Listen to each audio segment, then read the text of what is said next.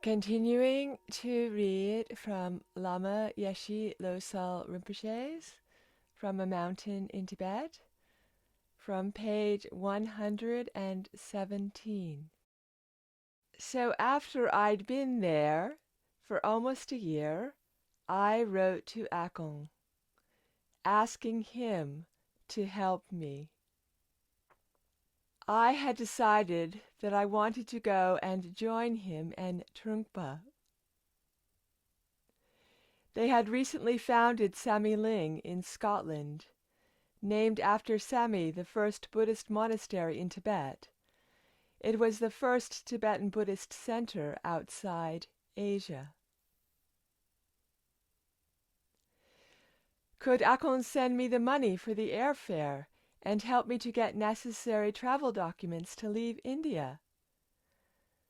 My brother was keen for me to join him, and wrote to the Karmapa asking him to release me. His Holiness was absolutely furious with both of us. He replied to Akon that it was his choice to keep me at Rumtek, and that Akon should do nothing to help me leave. He said it was his business how he treated me, not Akon's.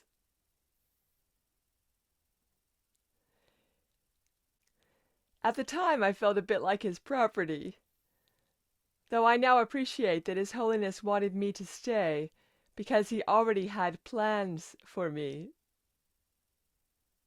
In any case, my brother stopped communicating with me from then on. I think it was this that cemented my determination to leave. I could not abide the feeling that I was not free. Ironically, since I had closed my mind to the most profound teachings that would have brought me to true freedom. But it simply wasn't my moment to receive them. It might seem that I missed endless opportunities to learn, to choose the path towards ordination as a Buddhist monk that I eventually took. But looking back, I do not see it that way. I was learning about other matters, such as the addictive pull of material things and the trap of self-indulgence, which have been necessary in order for me to become an effective teacher here in the West. I prefer to see seeds of positive change that were sown and that have flourished eventually, often in surprising ways.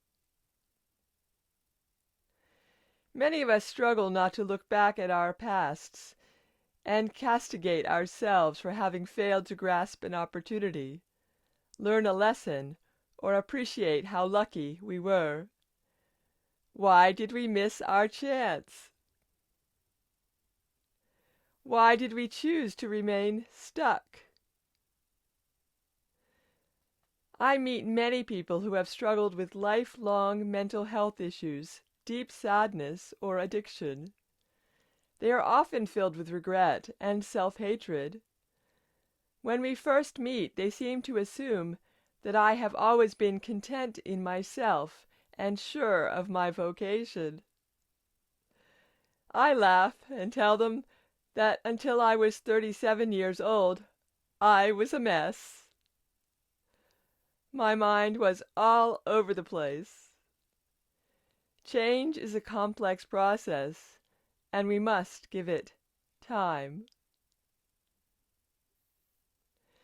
So long as we persist in sowing those good seeds, nurturing them as lovingly as we can, and treat our past and present selves with deep compassion, we will find that we have been moving in the right direction.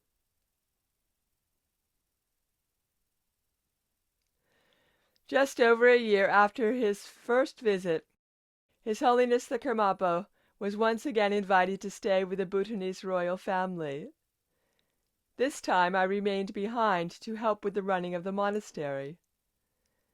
Then I got word that Trungpa had returned to India for the first time since his departure.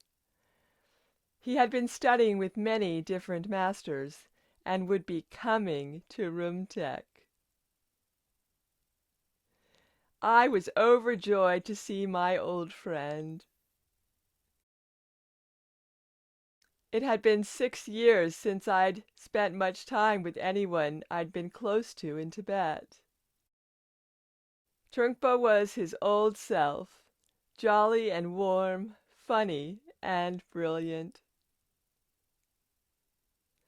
I implored him to take me with him back to the UK. He knew all about Akung's exchange with His Holiness the Karmapa, but he was never one to follow orders, and he agreed immediately. After he'd set off for Delhi, I took a 15-day leave of absence from Rumtek and went to stay with him. Through his connections to the Canadian High Commission, I managed to get a visa to England. My only form of identification at that time was an Indian identity card. Sorting out the papers would probably have taken years without Trungpa's help, but it was all managed very quickly. My brother sent me the money to buy the airfare, reluctantly, since he did not want to go against His Holiness the Karmapa's wishes. But I didn't care. I sent word to His Holiness the Karmapa that I was leaving India, and that was that. I was 25 years old, and I felt free.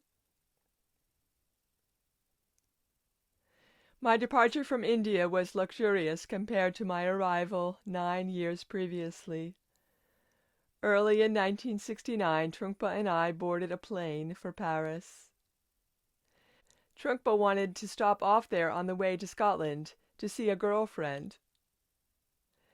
I was rather taken aback by this because I had always known him to be a celibate monk.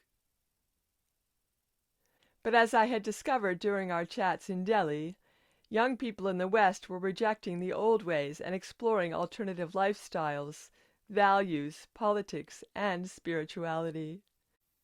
Trungpa, with his natural authority, charisma, and boundless curiosity, was very much part of this movement.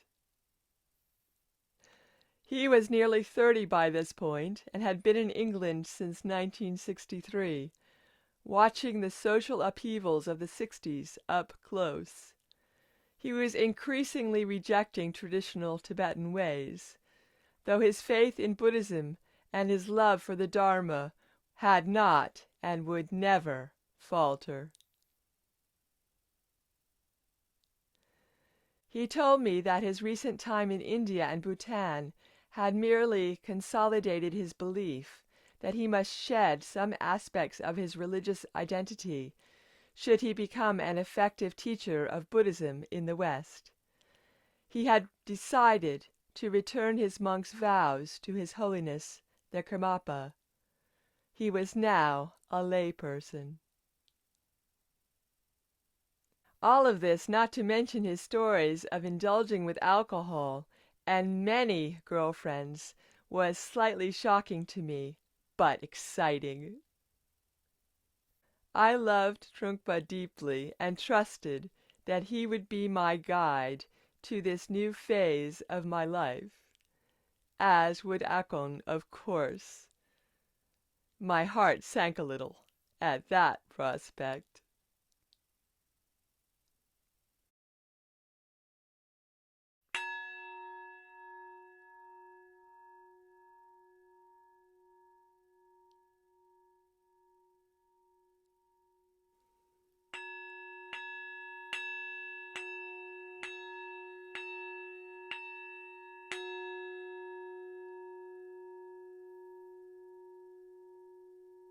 Chapter 8.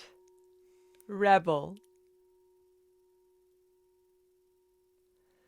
On the day we were reunited after 6 years apart, my brother was distant and simmering with irritation. Understandable in one sense, since he had been waiting for Trungpa and me for more than a week. When we didn't show up at Glasgow Prestwick Airport at the expected time, he assumed we'd be on the flight the following day. When we weren't on that either, he reported us missing to the police. By the time we eventually arrived at Samiling, he was really worried. He'd been back to Glasgow to speak to the authorities and seen our faces on posters, but found no trace of us. So we were not exactly received with open arms when Trungpa strode into the entrance hallway to Johnson House. I could say that Akon and I got off to a bad start in Britain, but really, it was a continuation of our always difficult relationship. It was typical that neither of us had let Akon know that our plans had changed. We ended up spending 3 days in Paris. Dazed by my first encounter with the West, I barely left our cheap hotel, but Trungpa seemed to have a lot of fun. From Paris we flew to Birmingham, and from there we drove up to Samiling via Manchester. Trungpa wanted to stop in there to visit another lady friend.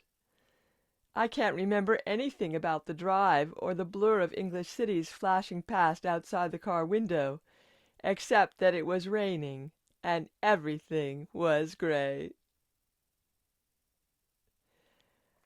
I had been used to blue skies, fierce cold, and bright sunshine in Tibet. It had cost me, but over my 10 years in India, I had adapted to the heat of the Indian plains. England was neither hot nor cold, just damp. With all these detours, it wasn't until a week after we left Delhi that I arrived at my destination and had a chance to look at this new world I'd chosen. I wasn't at all impressed. Samiling was just a single building in early 1969 when I arrived. It was housed in a Victorian former hunting lodge, just outside the village of Estelmuir in the Scottish borders. The River Esk wound through the grounds, and the countryside reminded me a little of the area around Darroch. But the house itself was damp, dilapidated, cold, and gloomy. Previously there had been hooks in the roof's gables, where the gameskeepers had left the game to hang after a successful day of sport. Akon and a team of volunteers had carried out some basic renovations after they took over the building in 1967, and the hooks had been removed. From the moment that I arrived at Samiling, and for years afterwards, I felt I had made a mistake in coming. When I followed Trungpa into Johnson House and saw Akon's impassive face, it felt as if I were returning to my own past. Samiling was not Dol Molakan. I was not a child anymore, and yet here I was, under his influence again. I felt the old resentment close around me like a trap. In Rimtek I had at least had useful work to do, assisting His Holiness the Karmapa with admin and translating. Here I had no job, no role, no purpose. I was back to being the little brother, the one who wasn't a tulku. Outside it was raining and cold. The local people I passed on the way here seemed baffled at best by the presence of two Asian men, one in monk's robes. I had been an outsider in India, but here I was an alien. Samuling is my home now, but it has taken a long time and a personal transformation for me to see it that way. Back in 1969, it turned me into a rebel. Unlike Trungpa, I couldn't make common cause with the young Westerners who came seeking new answers to old questions. The only cause I ever had was resentment of authority. I felt as alienated from the new ways as I did the old. On my first day, I walked into the dining room where all the residents and guests ate together, and felt overwhelmed by the noise of English and Tibetan being spoken, and the smell of vegetarian food and damp, musty clothes. The place was full of people of roughly my age, with long hair and colorful clothing. They seemed smelly and untidy to me. Not like the teachers at the young Lama school, or even the Peace Corps volunteers and visitors at Rumtek. In those days, Samuling was full of characters, many of them hippies and spiritual seekers. Some of them were very sincere, but many were dabbling. And they came and went, leaving a trail of marijuana smoke behind them. I didn't know it, but there was already tensions building between Trungpa and Akong over the drug use and many other things besides. They had completely opposing approaches to spreading the Dharma in the West. Those tensions were about to bubble over. Samuling had been a joint labor of love for Akong and Trungpa. They were offered the building in 1967 by the trustees of the organization that owned it. The place was already being run as a Buddhist center, but the Canadian-born monk in charge was going home, and the center needed new directors.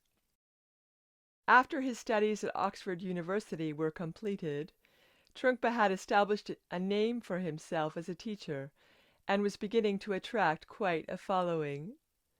Trungpa and Akong were well connected within the small British community of Buddhists and Buddhist sympathizers, and were well liked. They had leaped at the opportunity. It was particularly welcome for Akong, since he had spent the years since his arrival in Britain working as a hospital orderly in Oxford's Churchill Hospital, earning a wage to support himself, Trungpa, and the other lamas. He had sought out this job since it took him as close to medical work as he would be allowed. Given that his Tibetan traditional medicine qualifications were of course not recognized. But it was hard for a man who had grown up in a position of privilege to clean toilets and wheel hospital trolleys for a living.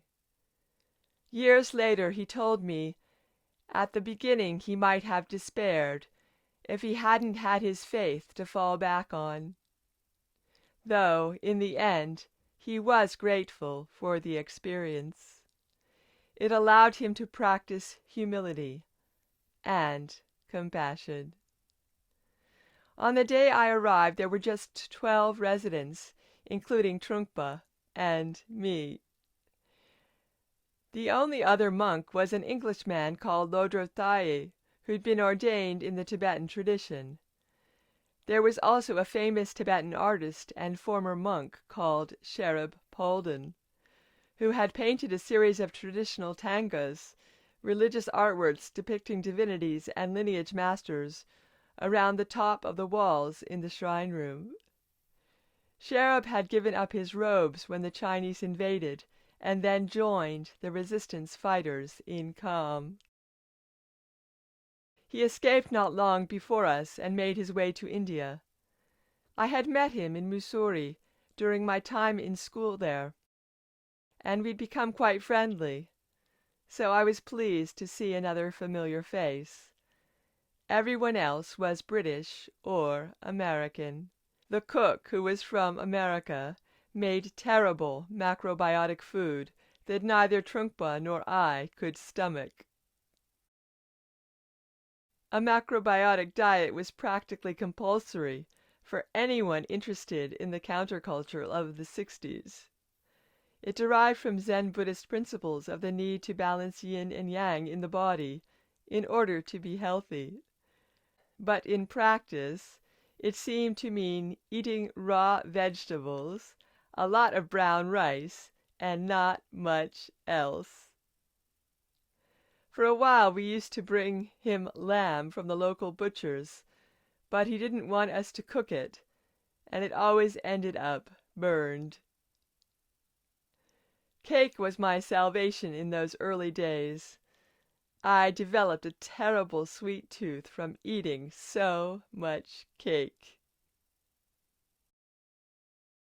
So we are continuing with our reflections about Lama Yeshe Rinpoche's book, and now moving towards a new chapter or a new part of his life, which will be in the UK. Yes. Well, just shortly before he got to the UK, when I knew he was probably planning and waiting for a chance to scheme his escape again, and that chance came when Kamapa went to see we went to see the royal family. Yes.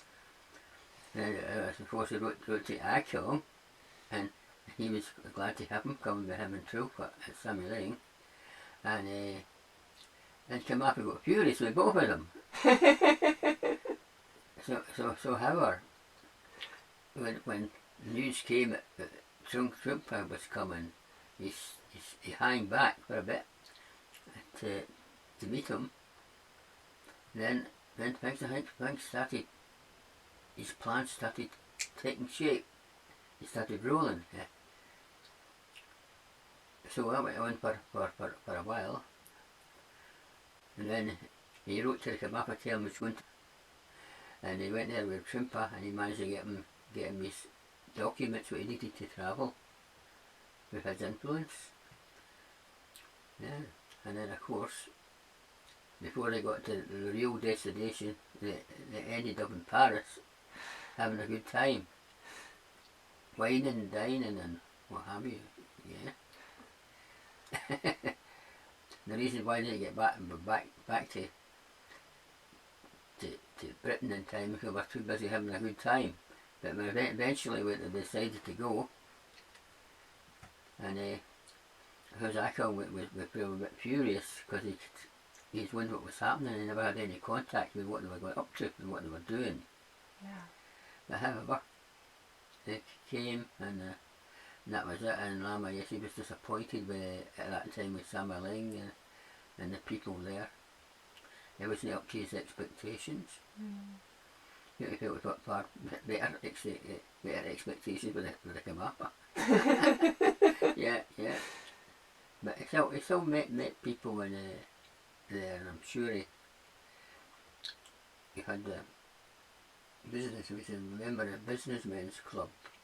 That's going to come afterwards, isn't it? Yeah. So you're already anticipating a story that we have heard before. Yeah.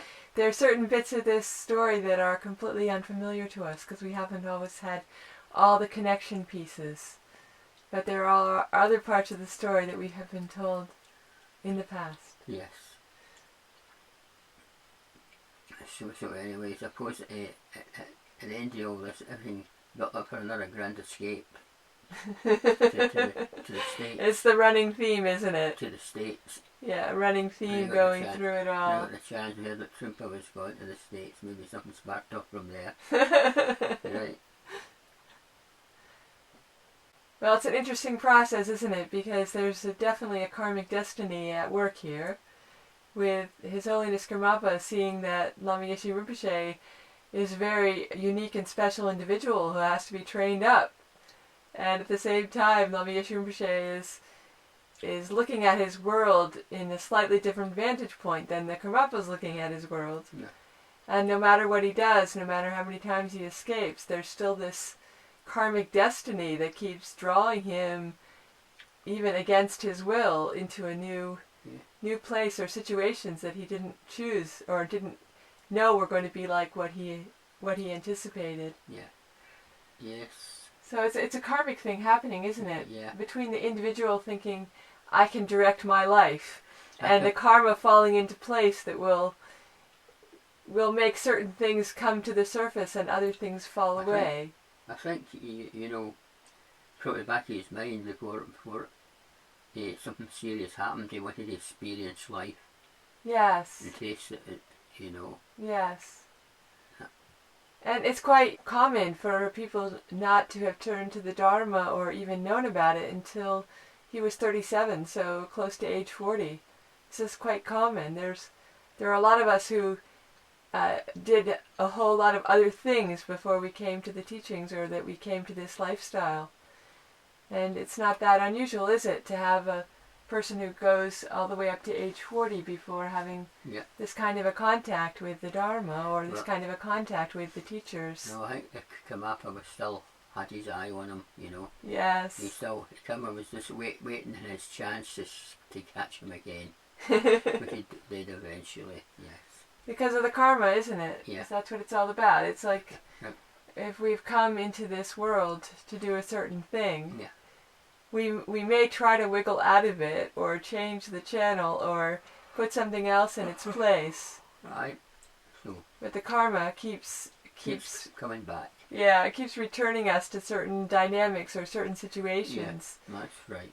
And the things that we need to encounter, even if we move to another place or change our relationships or change our work, certain things will keep resurfacing. Yeah. That's the karma, isn't it? Yeah. That's that type of lifestyle was where lamas come to the West went astray. This lifestyle we had here, you know. The Western lifestyle was quite different. Yeah, sort of got trapped up in that thing, you know. Well, it was a very chaotic time, wasn't it? Because the old ways of doing things were crumbling and falling apart, and the new ways hadn't yet been established. But there was a lot of chaos, wasn't there? That's right. People were just experimenting with everything. That's right. And that led to a lack of stability and also confusion. And that's right. And some, like you said, some choices had consequences that were very far-reaching. Yeah, that's right. And could change a person's outlook and also that's why the path of their life. It's no good for any tukos or lamas to be born in the West. It seems to somehow went astray, you know. It's better if we're back in Tibet when you say countless times the isolation is very important. That's right. That's how you make great progress. And a very structured environment. Yeah, that makes you make good for progress when you're in isolation, away from the obscurations and away from all these different things that are going on, you know. Yes. Well, Lama Yeshe Rinpoche has certainly made very good use of all these experiences because he's so capable of dealing with any situation that arises that people talk about because he has been in their shoes. That's right. So when all these other young people come up and there are problems, the Lama has been through it all, so he knows how to deal with them, you know. So that gave him an understanding and an appreciation. Yeah. Otherwise he would be just having to say, well, this is the way it's supposed to be in the teachings, or this is the theory, or this is the concept. That's right. But he's actually gone through the sorts of dynamics and situations that Westerners are coming to him asking for guidance with. Yeah. And that gives him an authority and a clarity and makes whatever he has to say extremely relevant and piercing into the heart of the matter, helping people get back on the path where they can be positive and fulfill what their individual mission is or their purpose is in this lifetime. Well, I think that in America that's where Lama Yeshe took off in his spiritual career. Yes. Yes. Well, that gets him up to about age 40, doesn't it? Yeah. Because he's in his late 30s, Yeah. the section that we're reading now. Yeah. That seems to be an important time for lots of people close to age 40. Yeah. Okay. So would you like to ring the gong then? Okay. To recognize this is a new chapter. Okay. Okay. Okie dokie. Okie dokie.